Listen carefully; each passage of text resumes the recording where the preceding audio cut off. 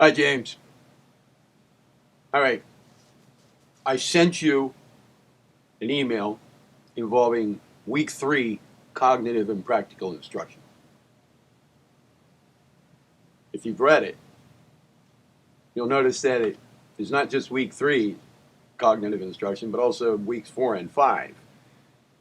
And I suggested in the email that I told you my preference, that just the precision part is week 3's work. Affirmatization is week 4, and verification is week 5.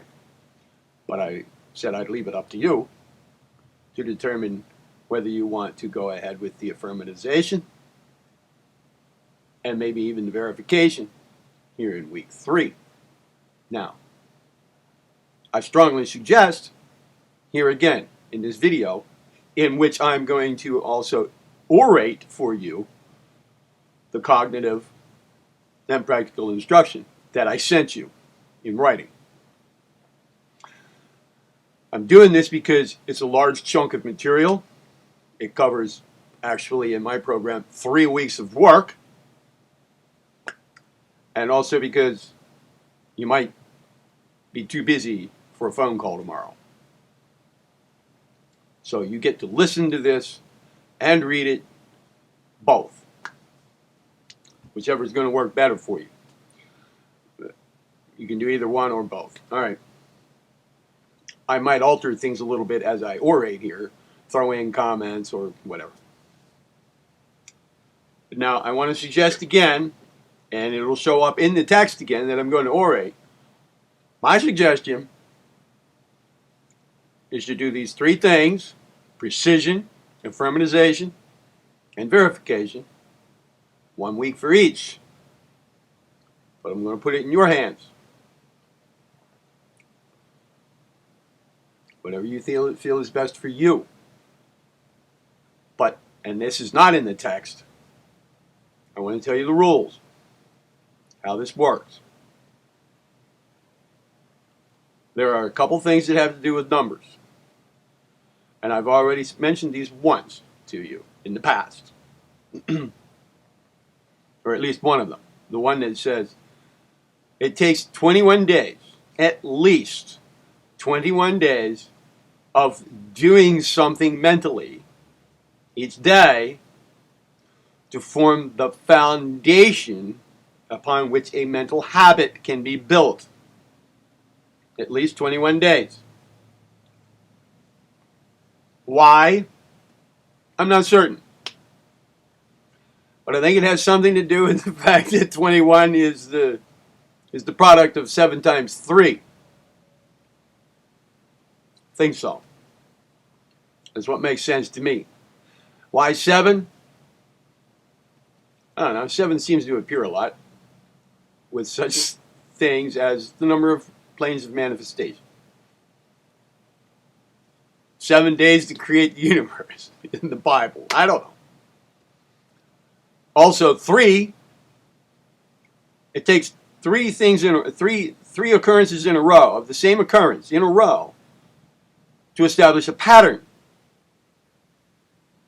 2 things in a row, 2 of the same thing in a row, do not denote a pattern. 3 do. So,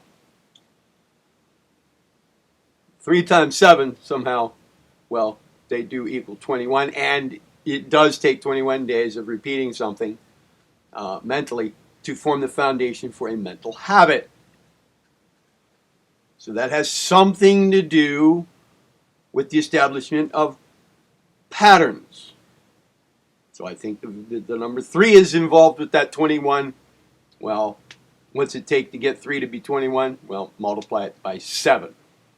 So anyway, that having been said, you know the rules. So these 3 things that I wanted you to do, that I've given you to do in writing, and now I'm going to orate, are really meant to take 21 days. They are the rest of the purification process. So you've gone through the identification of motives / goals. Now, further clarification or purification by way of clarification in the forms of precision. Now that they've been identified, precision, affirmatization, and verification. This is kind of like a block of work to do, broken into 3 distinct parts, but it's a block, and I strongly suggest 21 days for it. That's 3 weeks. 1 week per segment, per activity, per object of attention. But I'm leaving it up to you. Is this a test of what you're going to do, how you'll handle it? Your success with all of this is not really under my control. I can guide you and tell you how it works. And I can dole this stuff out in little bits and not tell you the next part. I'm telling you the next parts right now. What you want to do with that is up to you.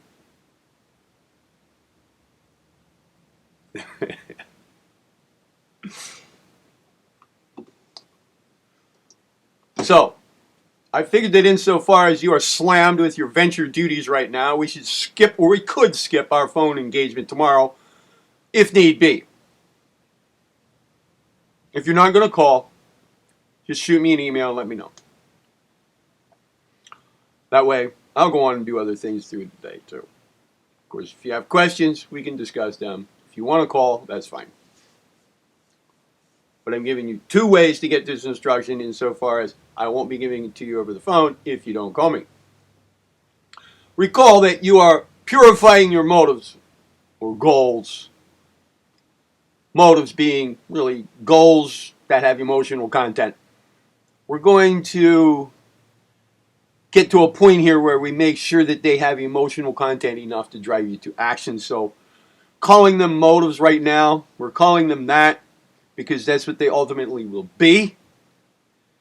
But right now they're more in the form of goals. Also recall that the pencil and the paper work is the outer representation of an inner process. We are after engraving these things into your subconscious mind and sealing them into your will. Therefore, we want them to be transmuted to their highest plane that we can get them to at this point in your life.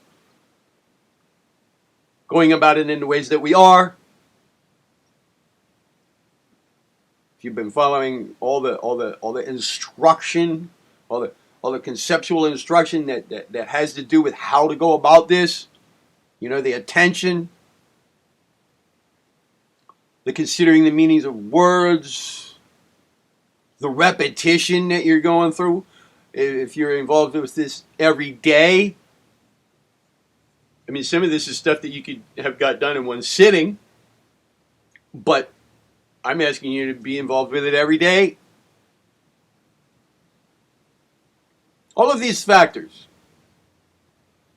if you've been incorporating all of them that I've laid out, this causes your actual inner experience to correspond with what's taking place on paper. That's correspondence among planes. And it's this inner work that is really the real work.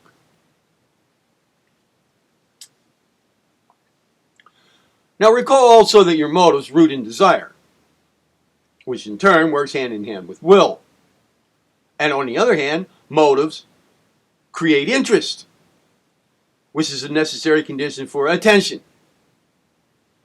So the inner transmutation of your motives to their highest plane that we can currently get them to is vital to your highest level of self-mastery. And that's a lot of ideas to connect together there. But those connections, if you can get a feel for them right now, are pretty important. I keep repeating this stuff to you because I don't expect you to come up with these factors and get them all connected and fully comprehend their import all at one time. That's just not going to happen. You might get flashes of, oh, I see how it all connects, and then kind of lose it, lose that awareness a moment later, or maybe hold on to it, and then later on, like another couple of days later, you're thinking about some part of it, and man, you get a deeper understanding of it all of a sudden. Like, oh, shit, I didn't know anything more was to be figured out about how that all works. But, the more this stuff comes up and gets repeated in different contexts, as you gain more experience, you get some aha moments, and then I repeat things again, and maybe then at the same time introduce some new word or idea, keeps us moving forward with things coalescing, gelling, becoming part of your experience, part of what you feel happening, part of what you intend to happen. This is all part of how it works. Now, transmutation requires purification. Purification readies something for moving to higher planes of itself. Now, because your motives are a deep part of you, this process of purification and transmutation affects your life. This is very real stuff. I don't know, you once pointed out that my material blows some of these other people's out of the water. I really appreciated hearing that, but maybe some of this kind of stuff here that I'm discussing right now is part of why that's so. And unfortunately, Brian Tracy and the others, when they produce tapes or books, this is one of the problems with writing books on this stuff. I cannot produce a set of tapes or write a book that's going to strike you, the reader or the listener, in the same manner that working with you one-on-one will do.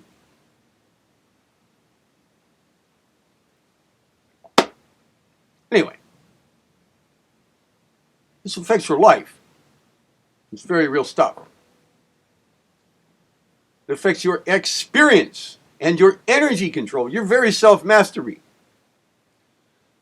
Consciously grounding your motives in the highest plane that we can is important. For then all your self-mastery work, and all that it gets applied to, roots in your true self rather than in your false self, and correspondingly, by analogy, roots in the spiritual planes rather than in the lower ones. Now, I think I have introduced the phrases higher planes and lower planes to you, but I haven't given much explanation. Now, I'll give a little bit, and more will come later. Just press this idea forward just a little bit, because probably at this point, the question would come up. What the heck is he talking about? Correspondingly rooting in the spiritual planes rather than in the lower ones. Well, the lower ones, there's a set of them. Let's say we're going with the 7 great planes of manifestation rather than 5 or 3 or 2. Let's say we're delineating them out to 7. For clarification, the lower ones, there are 4 out of the 7. Physical, plane of forces, astral, mental, causal or higher mental, and then 2 spiritual planes. That's 7. The 4 that I named first are a set. They form a set called the lower planes.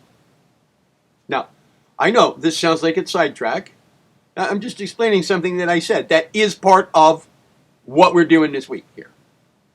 Part of the cognitive material that reinforces the practical instruction. It's now time to break this down a little further. By the way, breaking things down a little further, you know how we learn. Retention and so forth. About 5 years after we take a whole college course, 5 years later, we've retained about 30% of it.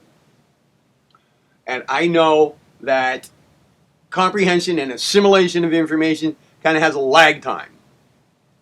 So I'm going into further explanations of things, expecting that things that I just went into further last week or the week before are now catching up with respect to your assimilation of what they really mean because of things you're doing. And the fact that I'm going on beyond it a little bit. Sometimes we have to go a little beyond for the thing that came just before, a week or two before, to actually make sense. Not that every detail that's getting discussed now today is going to be fully assimilated and comprehended. That'll come later.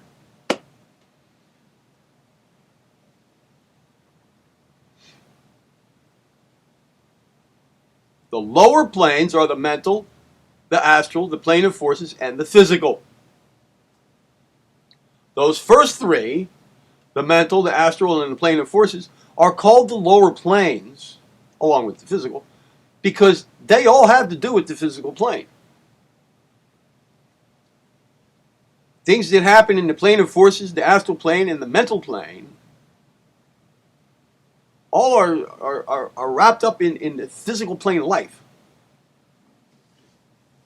Even if we're currently not incarnate in the physical plane. They all have to do with physical plane activity, physical plane life or lives. The higher planes are the causal, also sometimes called the higher mental, plus two spiritual planes, about which we know very little. Most of us, almost all of us, we know very little about them. The causal is what, when we think of the spiritual realm, the spiritual plane, we're usually, our furthest reaches of what that might be, is really we're talking about the causal. Spiritual planes are beyond even that. Activities in the spiritual planes, not our spiritual bodies, which are made of the spiritual plane stuff, but the spiritual planes have very little even to do with this planet as a whole. They have to do with more broader events. Things having to do with the cosmos as a whole, the solar system as a whole, the universe as a whole.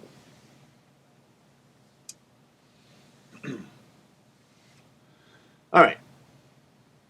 The higher planes are the causal plus two spiritual planes, all three of which root in the cosmic pole opposite the physical plane. Opposite grossest condensed crystallized energy. So there's kind of a division there, a little rift between the lower planes and the higher planes. The lower ones all focus around the lowest vibrations. The higher planes all kind of focus around the highest end of their set of vibrations. And there is a little gap between the two. There's a little gap between the two. And that gap is the reason why it's hard for us to jump from intellect to higher knowledge. It's very difficult for us to, by intellect alone, acquire higher understandings, because there's a little break there. There's a little rift between the lower planes and the higher planes. And probably the highest mental activity of the mental plane, being the highest of the lowest planes, is our best uses of intellect.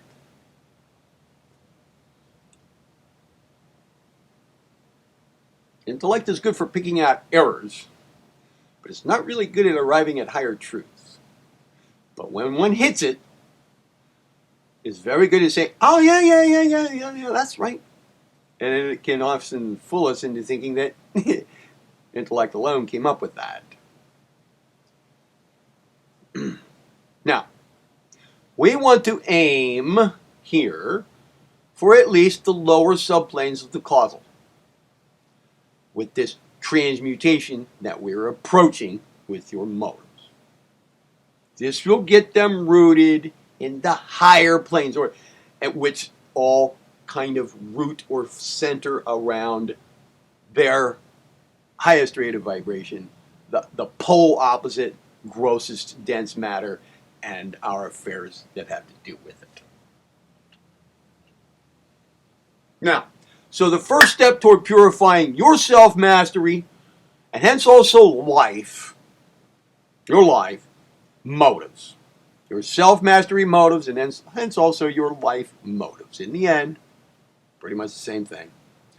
Motives is the arrival at crystal clarity over what they are.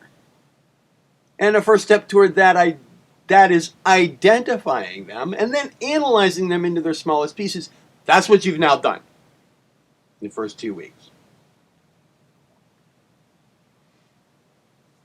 Now it's time for more direct purification. This involves attention to a few mental acts over the next 3 weeks, or up to you, 1 week.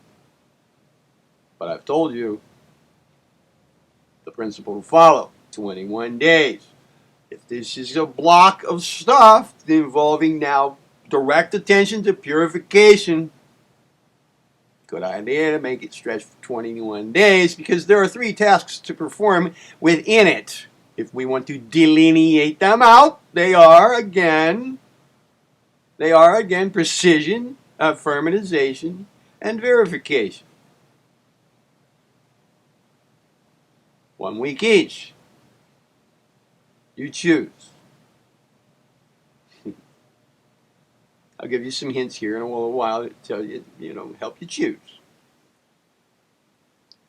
Now, because your motives are a deep part of you, this process of purification and transmutation affects your life. I just said that. I guess it was worth repeating. And now it's time for more direct purification.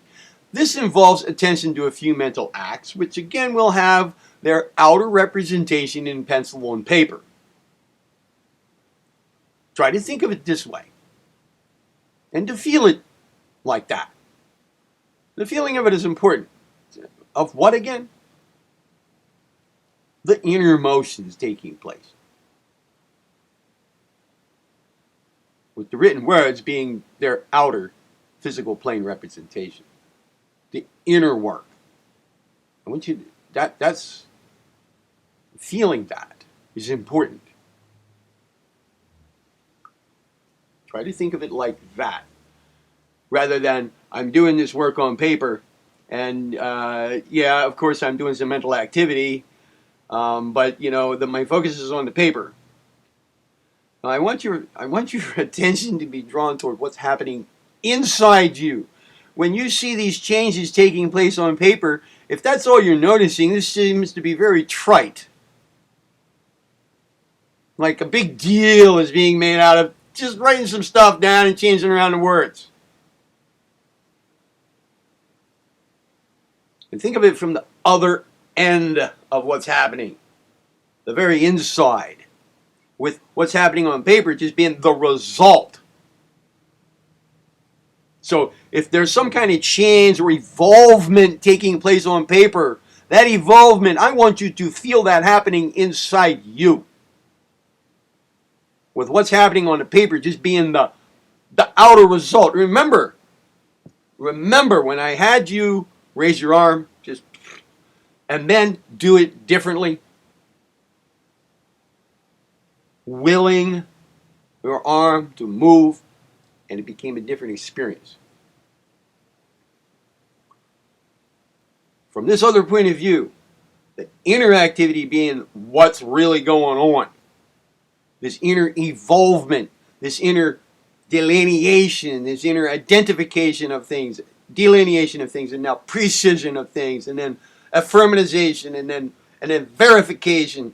This is a process going on inside you, and because of that, you are willing. Your will is involved here to make an outer representation of what's going on paper. This is not just an act of automatic writing. Now,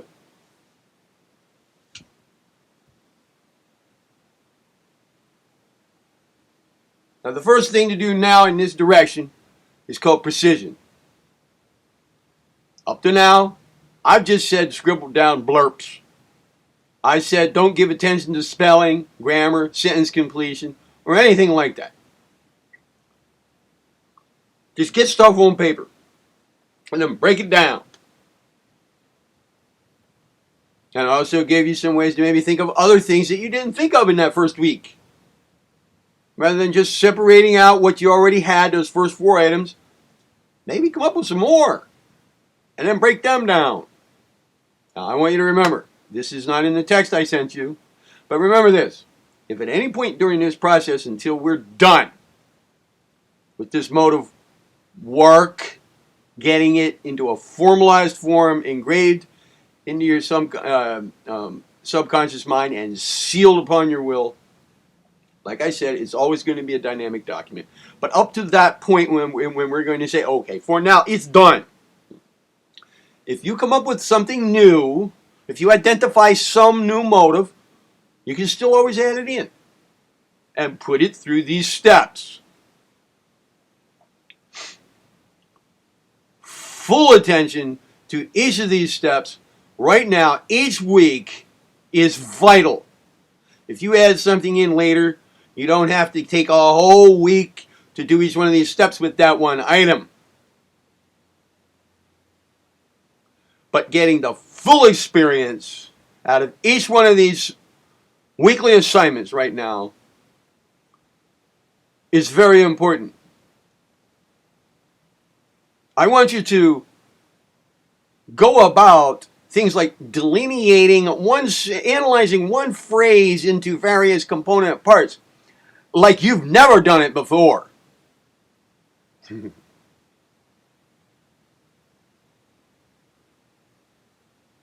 when you now engage in precision, of course you've chosen words carefully before when you've written. I want you to go about this like you've never done it before. This is full-blown, full attention, a full experience. Full throwing your whole being into it. And giving it time.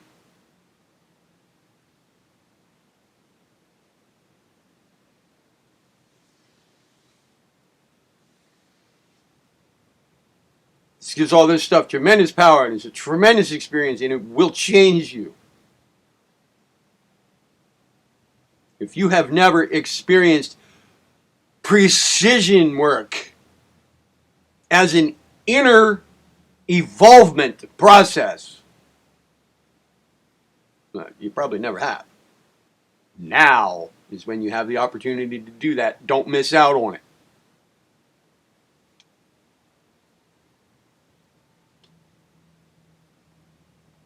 This has to do with what's happening to you. And you're in charge.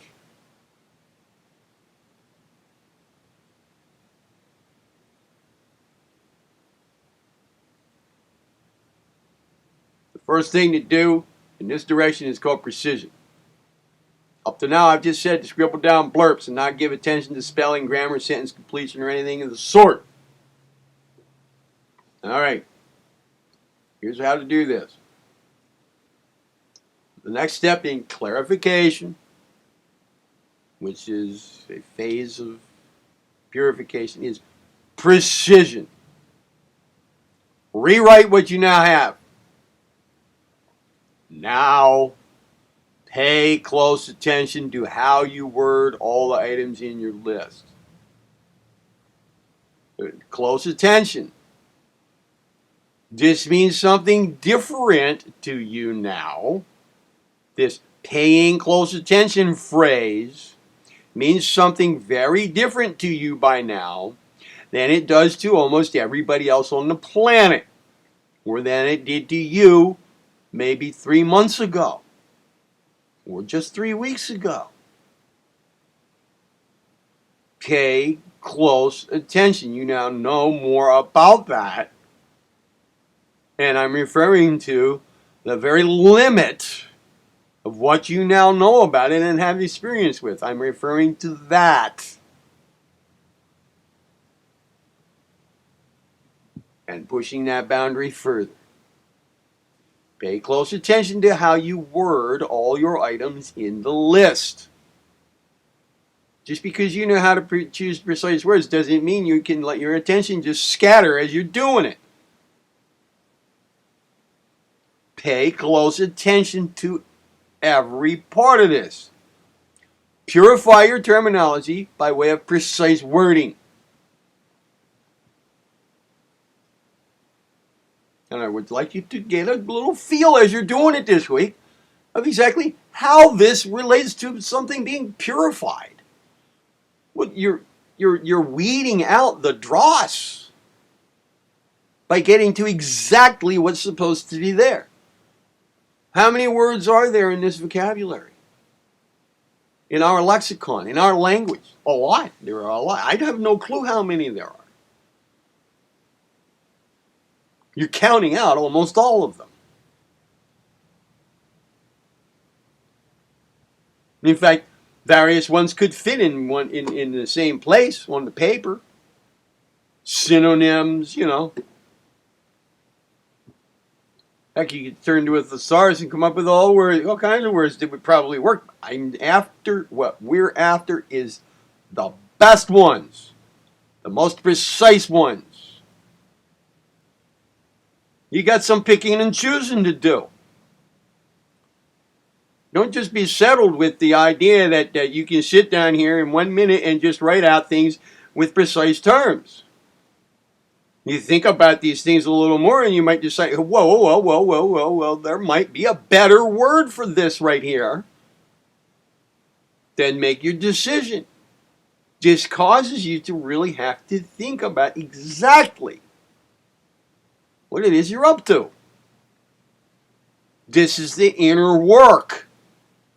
You have to search within yourself to make sure that what's getting on the paper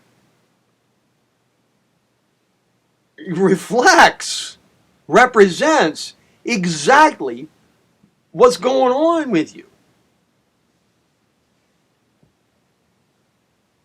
Use exacting terms now, and pay close attention also to the rules of the language. Now, if you have a little trouble finding the precise words or deciding which ones to use, then you in fact still didn't have your goals clear in your mind. If you come to a point where you're thinking, now wait a minute, should I use this word or that word? That is something about that goal that you're working on at that moment that was not crystal clear to you up to that point.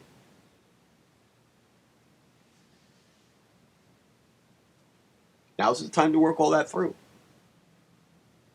This is a bigger task or objective or thing to do than it might have first sounded like. Make it important. You might have to rewrite these things a few times to get the most precise wording. It's not that difficult, really. You already have some level of clarity over what you're doing, over what you want to achieve. So right now, I just want you to get things spelled out precisely, word for word, with your whole being thrown into the act. Remember that whole being thrown into the act? There was even something about that in the nourishment video.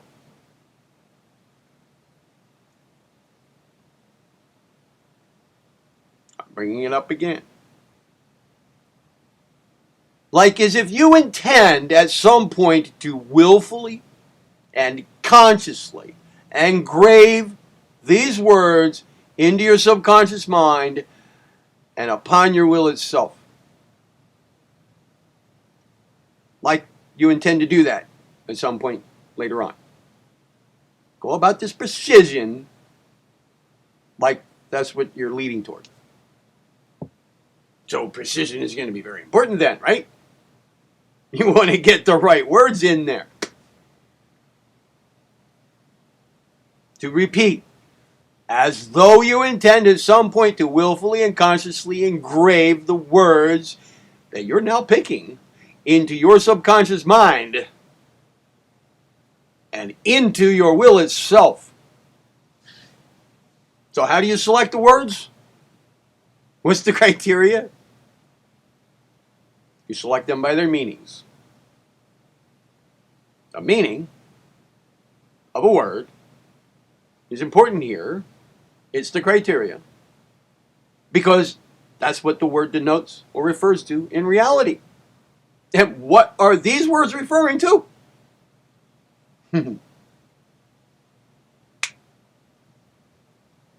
Consider that each one of your words refers to something in reality, even if what it refers to is a logical or linguistic function, such as in the case of just the word like and. It's a logical connector. It's referring to a logical function. That's something in reality. Not the same plane of reality as is a car, but it's definitely referring to something in reality. These words that you're working with, they refer to real things. And these things have to do with very deep parts of you that you are getting into very conscious contact with, and you are going to use and do things with at even deeper levels.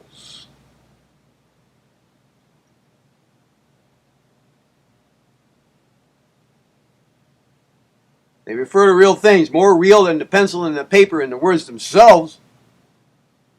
Things which are causing the precise words to appear, to say the least. So go ahead and rewrite, carefully selecting precise words now. That's the task for this week.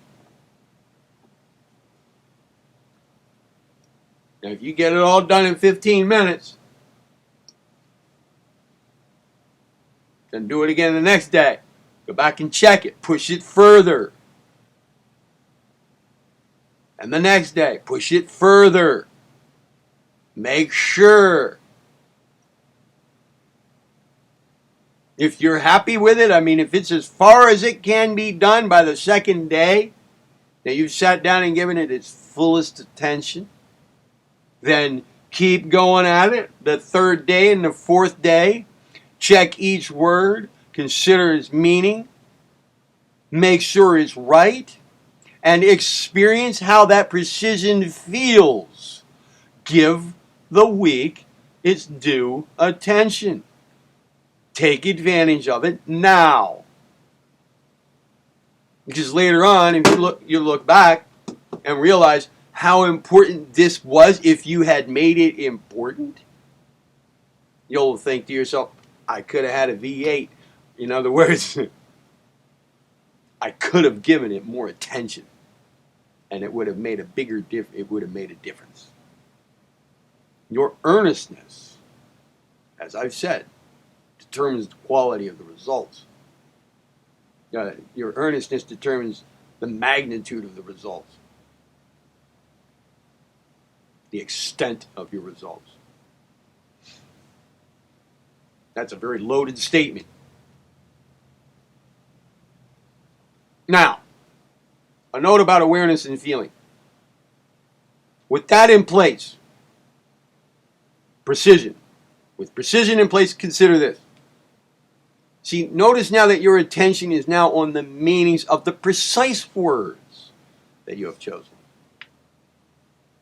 You've been practicing paying attention to the meanings of the words you're using and you're working with, and the words in this cognitive instruction that I've been giving you. You've been getting some practice with that.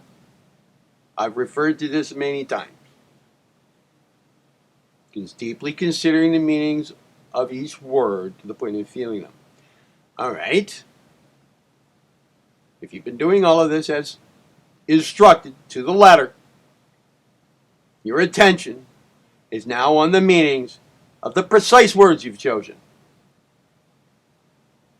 And you will feel, yes, feel, that your goals are now clearer, even clearer in your mind than they were before. No matter what your starting point was with clarity over them a couple of weeks ago. No matter what your starting point was. If you've been doing this as laid out to be done, to the letter,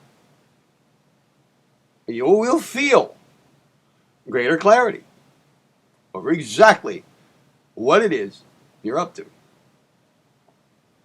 You have objectified your goals onto paper, enabling you to purify them somewhat by clarifying them with precision internally. And you have seen, you can see the result. It's right there.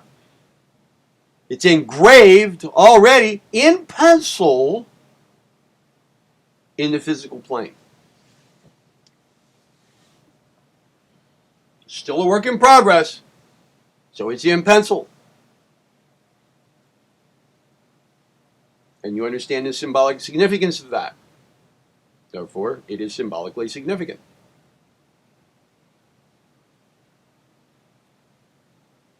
None of it's carved in stone yet.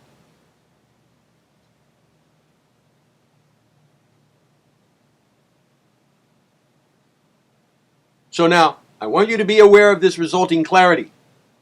This resulting increased clarity by way of precision now. You've identified, you've delineated, and now you've been precise. I want you to feel the clarity.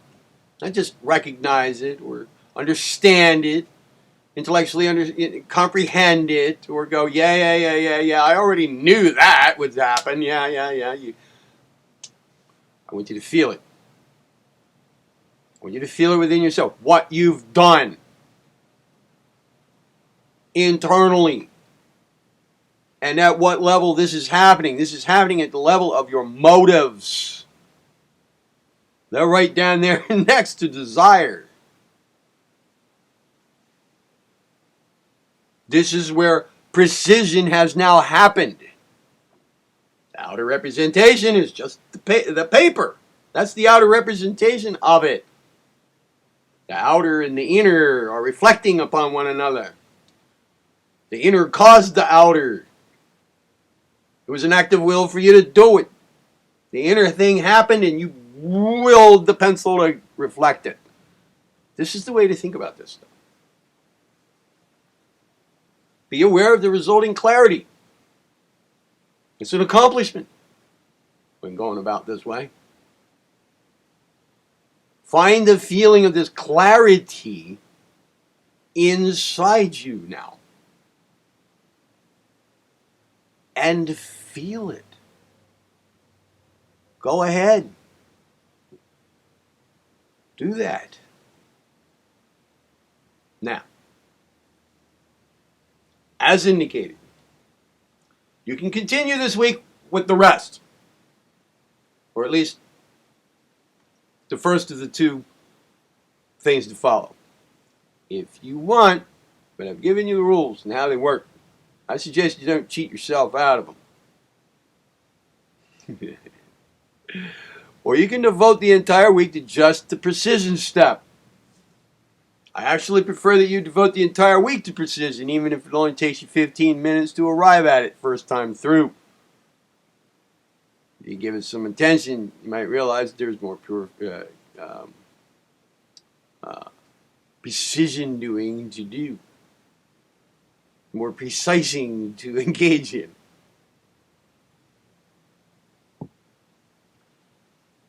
See, you can go back over your first result again and again each day, checking for exactness, becoming intimate with the exact wording, deepening your inner actual clarity over exactly what the meaning of each word is.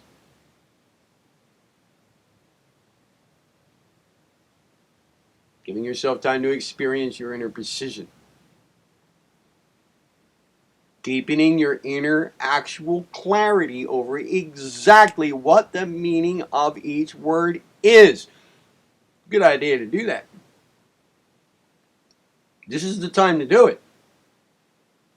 This is the time to do it without having to focus on anything else that has to do with your motives. Just that. Full attention to just that. We're not going to come back to that anytime in the future over this initial list. This is the only week that we're going to do it.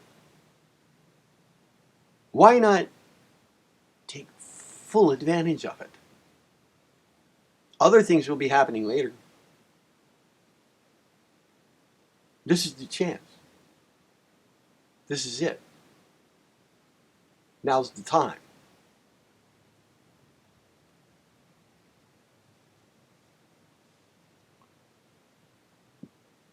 But if during the week you feel certain that you have accomplished all of this to its fullest, having reached and felt the essence of all parts of it, well, then go on with the following too this week.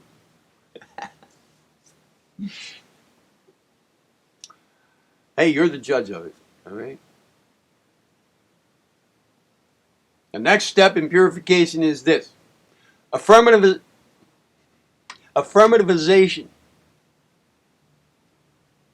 Took me a little practice to say that a couple of years ago. Here's what to do. Ask a few questions about what you've written. Now that it's all precise.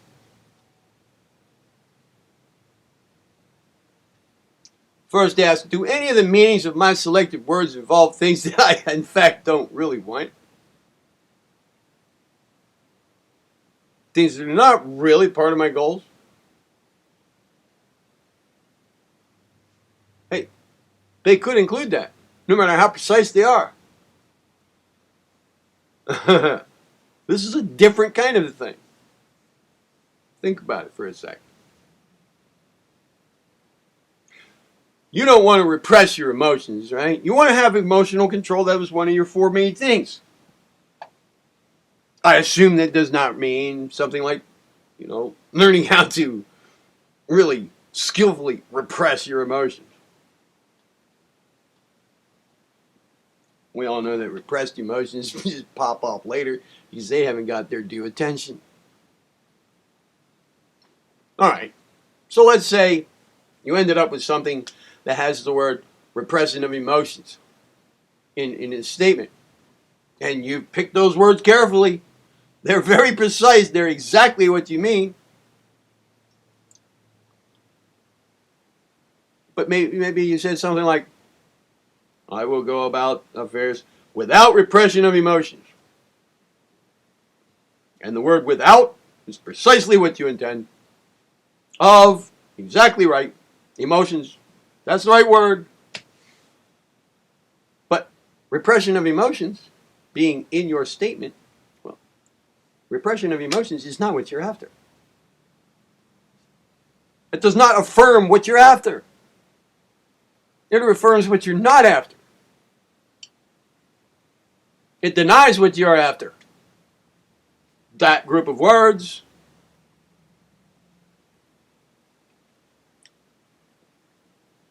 Do you see the difference?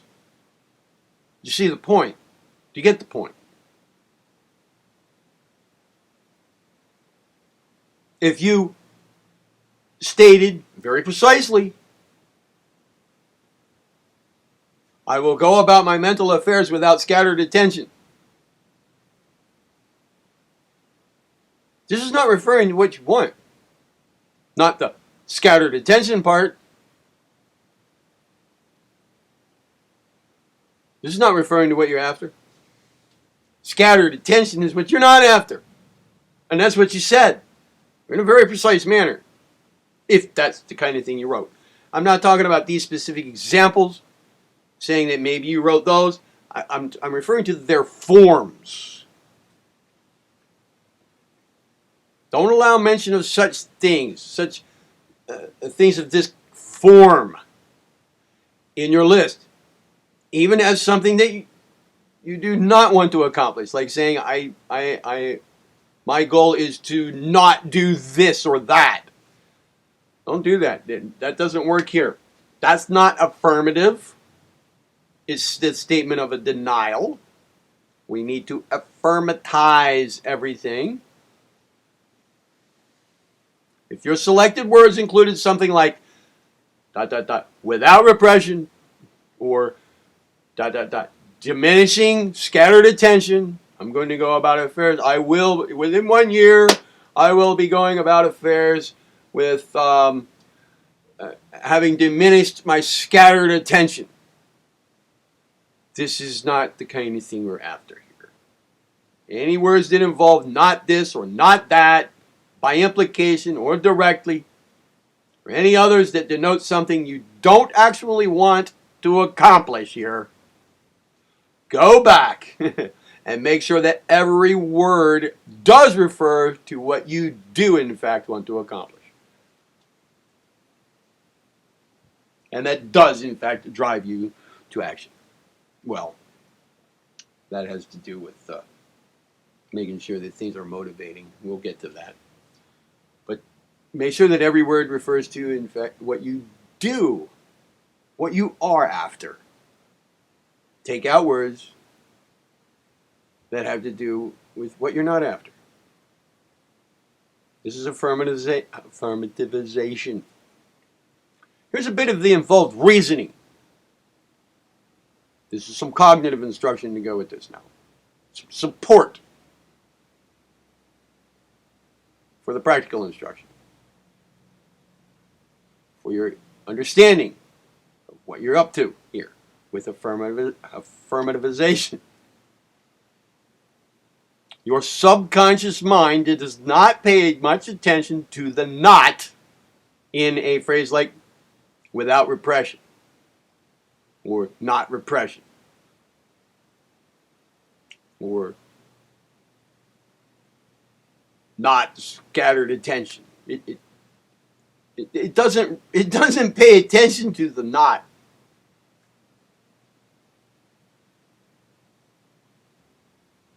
Doesn't pay attention to any other words that involve not this or not that or any others that denote something you do not actually want to accomplish. Like that. With respect to your goal, the feeling associated with the word repression is a negative one, and your subconscious mind responds to that. So if you put in like the running example we have here, without repression, referring to emotions, I will go about my emotional life without repressing emotions. Your subconscious mind does not pay much attention to the without or the not inference. It pays attention to the feeling associated with the word repression, the actual thing being referred to. And it responds to the feeling associated with that. So if repression of emotions is not what you're after, and you wrote that in there as thinking that was an affirmative statement in the first place, well, that word repression of emotions is going to jump out of your subconscious mind, and it has a negative feeling for you because it's what you don't want. Your subconscious mind is going to pay particular attention to that word and what it means because a feeling came with it. And it's a negative one. Therefore, with respect to your goal, that feeling is a negative one. The goal as you've written it. Now your subconscious mind has a negative feeling about that. Your subconscious mind doesn't pay much attention to the not in not repression. Like I said, it pays attention to the feeling associated with the word repression, and with respect to your goal, that feeling is a negative one. Your subconscious mind responds to that feeling because it's a feeling, and because it is one that runs counter to your goal. And it knows that. But your subconscious mind then tends to work against you with respect to what it is you do in fact want. It can actually draw you toward repression of emotions. At least by not drawing you toward not repression, which is the way you worded it. Because it has a negative feeling associated with the whole thing you just said. State only your goals with every word. That's being affirmative.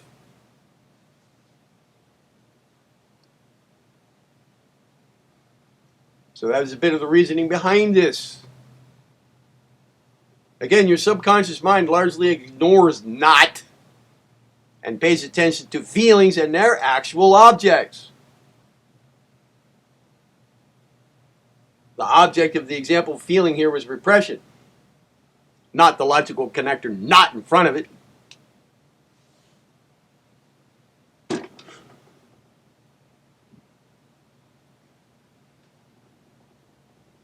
The third thing here, the third item to do, this would be week 3 if you make this 3 weeks instead of 1, is verification. Now that you have done the precision work and then affirmatized, now it's time to verify. That is, check for truth value. And you might be wondering, what about the precision? I might have just changed a few things in the affirmativization process. What about precision now? Well, we'll get back to it. Precision had to occur when it did as a focus for 1 week long, because that has to do with clarification. And we had to get things very, very crystal clear before we could go on and do further manipulations. So precision came in when it did. But we can go back during future steps here and just check for precision again, edit for precision, which is what we'll do. But I didn't ask you to do that yet. Not after affirmativization. Leave the affirmativizations as they are. You started with precise wording. You started into the affirmativization with precision. That had to be in place first. That's a logical sequence. Now, with things affirmatized, now you can verify. Look for their truth. This is a separate thing. You might come up with no result here, but I'm asking you to pay attention to it. Check it. Verify the truth values of everything you're saying. Here's how. Ask yourself, is everything I now have written true? For example, did you write something of the form, I do not develop cumulative stress? Now, yes, that statement violates the previous step about affirmativization because of the word not in there, yeah, and the word stress in there. But I'm making a different point. The point is that you're saying something that is not currently true in your life. You do develop, well, let's say you do, in fact, develop cumulative stress. And what you've done is you've ended up writing down as one of your goals, you've written this in the form of something that you're after with respect to cumulative stress, or with respect to stress management, let's say. You've written let's say, a long-term goal as though it's happening right now, as though it's in place now. This is how people are taught to do a lot of affirmations. We all know about affirmations, but I'm sure you do. stating affirmations to ourselves. Sometimes we hear advice to state affirmations to ourselves. Oh, excuse me. And sometimes such advice has us uttering things that currently do not correspond with our actual states of affairs. Now, we want to avoid such utterances here. You see, if you wrote something of the form, I do not develop cumulative stress, maybe you wrote that in anticipation of having fully actualized that goal in your life. So you wrote it as though it's in place now.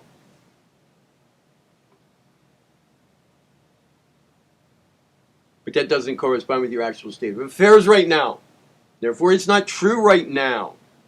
Now, there is a reason to do affirmations if you, so to speak, do affirmations. I hate that phrase. Do affirmations, state affirmations to yourself. There is a way to understand them when they're in that form that makes them currently true. But most affirmation advice doesn't go into explaining that. It leaves our subconscious mind recognizing a lie. And it works against us. In the same manner that it'll take up with a denial statement left on its own and work against us. You know, like not repression. Well, if it's not what we want, if repression is not what we want, and it's creating a negative feeling just because it's there and it strikes the subconscious mind in a negative fashion, it ignores the not and works against us by driving us away from what we actually wanted because it has a negative feeling associated with the goal that you're trying to get across. Well, it's the same here if we're saying things that aren't true. Right now. It recognizes an inconsistency. In fact, a contradiction. And it'll tend to work against us. We want to avoid such utterances here. We want everything to be true. So verification is an important step. One to not be overlooked. It is a distinct thing. Perhaps you wrote something of the form, within 1 year I will have completely overcome a tendency to be bothered by horrible mental images of other people's tragedies. Within 1 year I will have done that. If you wrote something of that form, there's another example, formal example, of something that you don't know is true. We can't say that it is absolutely untrue, but you don't know that it is true. This makes another distinction here that we want to pay attention to. We're after making sure that everything is true. We don't just want to find falsities. We want to find uncertainties when it comes to truth value. We want everything to be certainly true. If you wrote something of that form, then you wrote something that you do not know for sure is true. In either case here, something that is not true, or something that you're not sure is true, change what you wrote to make it currently true. Remain aware, to begin, all of your statements, all of your propositions, with the words, I will, or if fitting, such and so will be the case, but only if these involve something that you currently know for sure will be the case. Like greater attention control. You know that's going to happen. It's already happening. You know that's going to happen. But you can't say with certainty that within 1 year you're going to have perfected attention control. Your subconscious mind is going to pick right up on that. Like, hey man, you don't know that. Sorry, I can't help you with that one. Feeding me bullshit here. Can't work with bullshit at the subconscious level.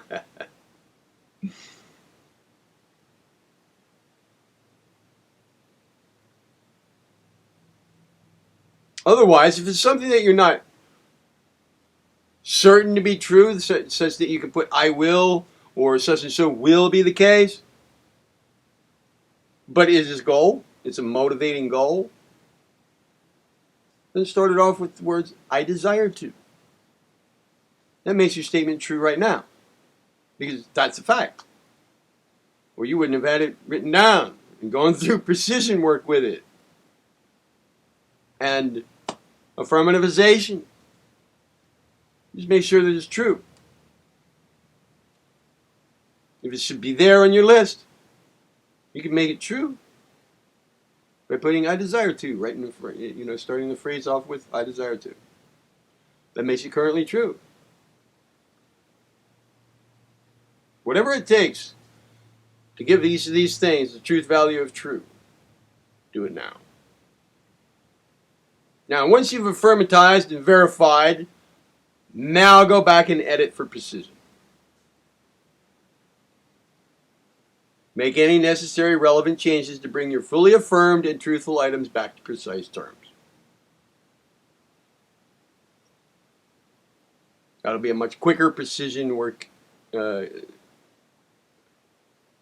precising task than it was in that first, when you initially went through it with all the attention on precision doing.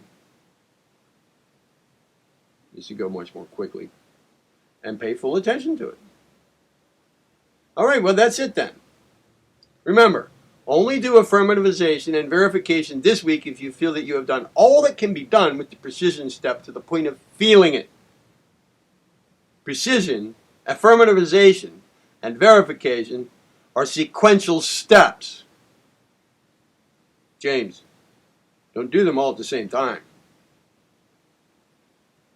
One step at a time. This is another level of focus on one thing at a time. Remember, the law of sequence and the law of order. We go about these sequential steps in an orderly, that is, nice, clean manner. Work clean.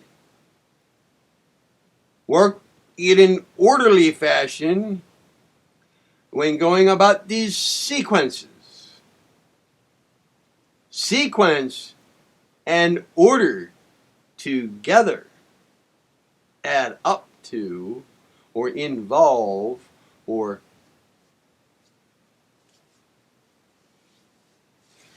inherently have within them, or produce, or cause and effect.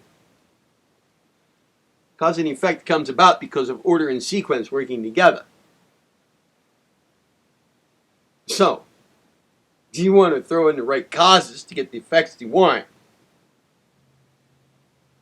Go about order and sequence properly.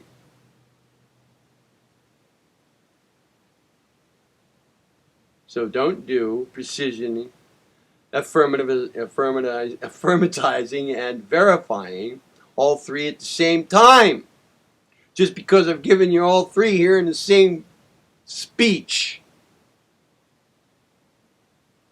Ball's in your court. I'm taking a chance here, giving you all three. If you can do them in a sequence to their completion this week, that's up to you. I've given you the rule. The 21-day thing.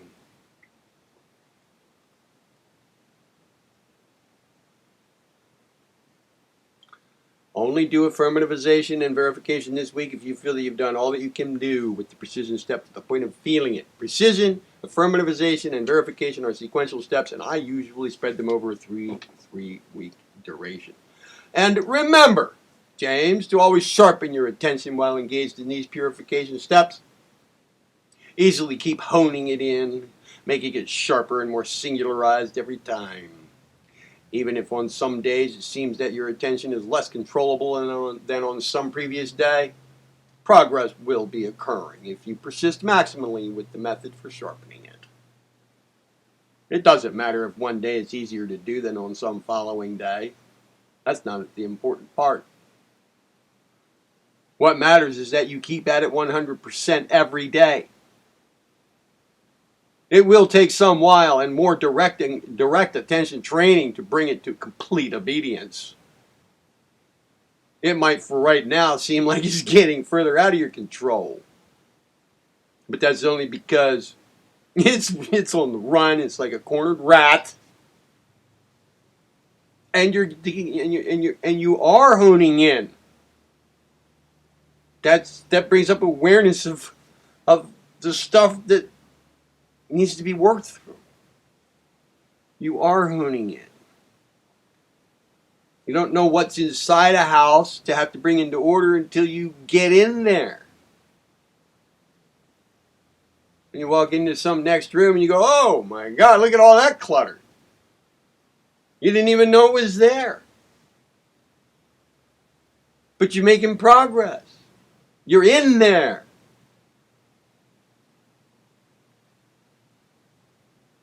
You might walk into a room in a house that you have to clean up and you didn't know any of the stuff was in there, and what you see is a bunch of suitcases and trunks. And you go like, all right, well, 30 items. And you get to the first one and you start moving it and you see, oh shit, that's kind of heavy. Maybe I'll take the stuff out of it, and you open it up. Whoa, 500 items in there.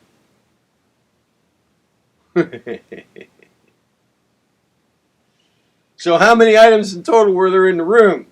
More than 30. But you didn't know that until you got in there. And they got in there closer.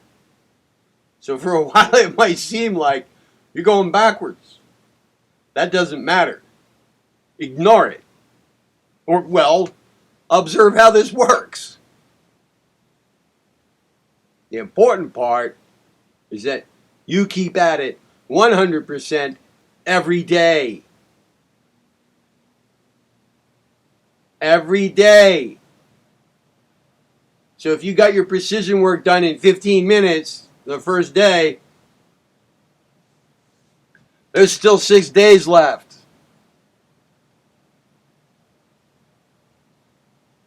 Go back at it again the next day. From the starting point that you have before you that day. So you got your precision done the day before. Okay, that's a result. Go at it the next day. I have to make this precise. That's your starting point. Yesterday you had a starting point too. Now you have one that's more precise. Keep going. Even if no changes occur during, let's say, a 15-minute period, that next day, you gave it your 100% attention, and your attention is now honed in further on precision internally than it was the day before. This is what we're after. And meanwhile, there will arise seemingly endless and heretofore unknown layers of mental chatter and distraction. It seems that ego throws much more such chatter into the mix when you really are serious about attention control training. Like it's challenging you, testing your will, testing your resolve. All right, man. James, all the best to you, buddy.